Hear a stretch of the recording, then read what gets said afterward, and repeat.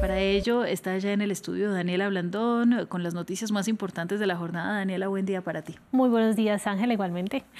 En mitad de semana vamos a empezar hablando del nuevo récord del precio del Bitcoin.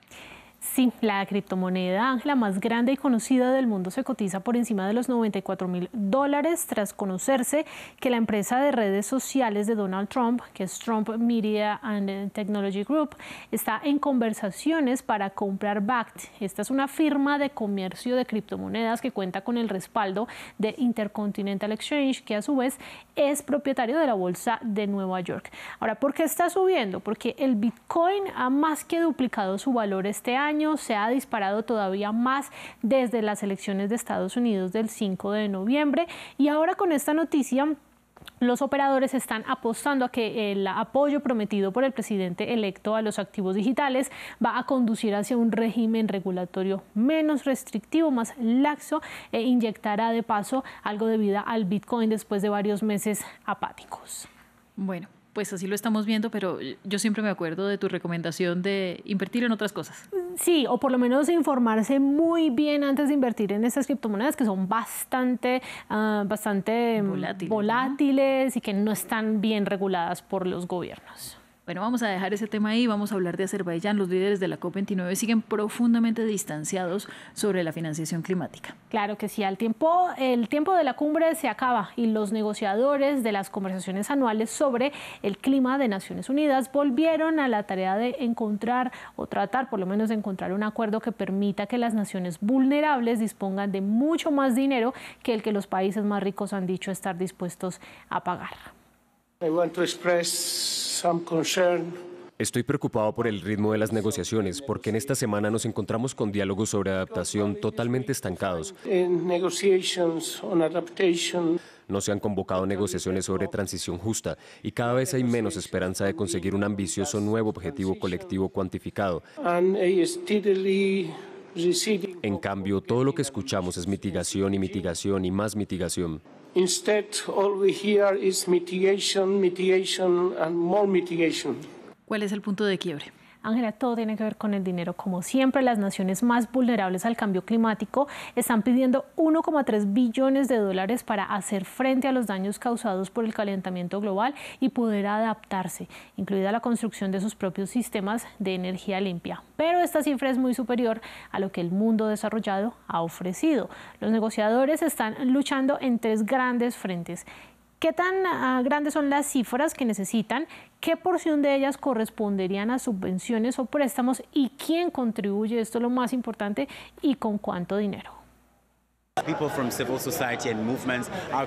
La sociedad civil y los movimientos están pidiendo que tanto los gobiernos como los no gobiernos paguen por la financiación climática en una escala de billones, no de miles de millones, porque las comunidades en la primera línea de la crisis climática del sur global necesitan ese dinero para la adaptación y la mitigación, pero también para las pérdidas y los daños porque están soportando el peso de una crisis en cuya causa tuvieron un papel menor.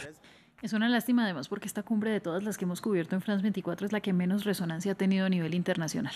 Claro que sí, y al final en cada cumbre siempre hay muchas propuestas, pero pocos acuerdos. Y aquí hasta en las propuestas nos quedamos cortos. Vamos ahora a Grecia. Empleados públicos y privados están en huelga. Cuéntanos. Bueno, se trata de un paro general de 24 horas en el que miles de trabajadores de transporte, de la construcción, también de médicos y maestros exigen alzas salariales en el país más endeudado de la Unión Europea. Hasta los periodistas hicieron su propia huelga y dejaron de transmitir noticias.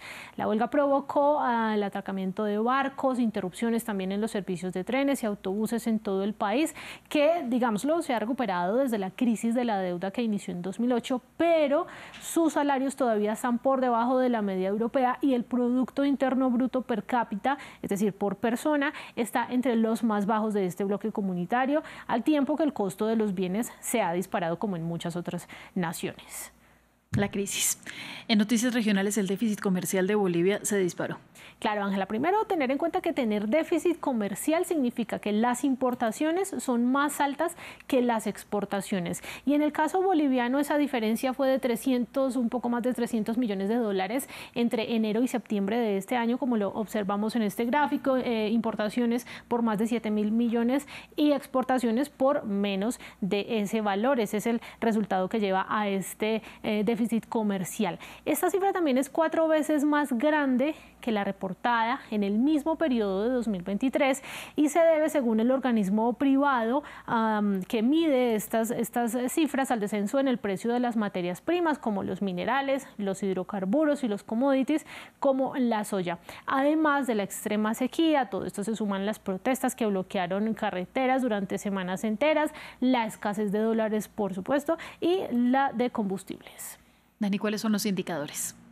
Bueno, Wall Street se prepara para una apertura en minutos plana, con los inversionistas esperando los resultados trimestrales del gigante de chips de inteligencia artificial Nvidia, mientras que las acciones del minorista Target se desploman en casi 18% en operaciones previas a la apertura, después de mostrar resultados decepcionantes para el tercer trimestre.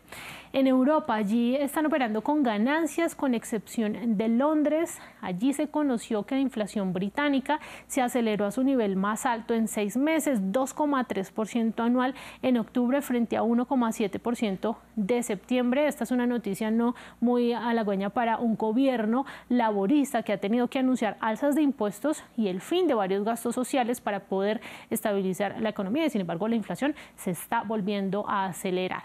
Pasamos a Asia, en donde las bolsas cerraron mixtas, con China subiendo después de que el Banco Central mantuviera sin cambios su tasa de interés en 3,1% después de haberla bajado en octubre.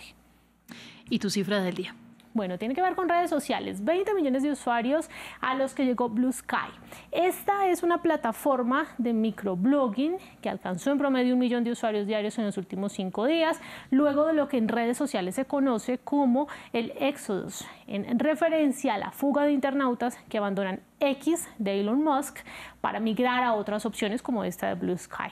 Decenas de celebridades de Hollywood han dicho que abandonan esta red social del magnate, así como grandes medios de comunicación, creadores de contenido. ¿La razón cuál es? Pues argumentan el aumento de contenidos de odio, racismo y desinformación. Bueno, pues no puedo decir que esté muy sorprendida por esta noticia y veremos cómo le va a esta nueva red. Claro que sí, aquí estaremos muy pendientes de eso. Dani, muchas gracias. Nos vemos después. Vamos ahora a nuestra revista de prensa.